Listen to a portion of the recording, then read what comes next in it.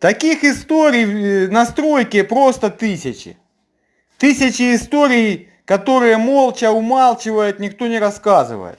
Когда в параллели строят себе дом за счет заказчика обманным путем.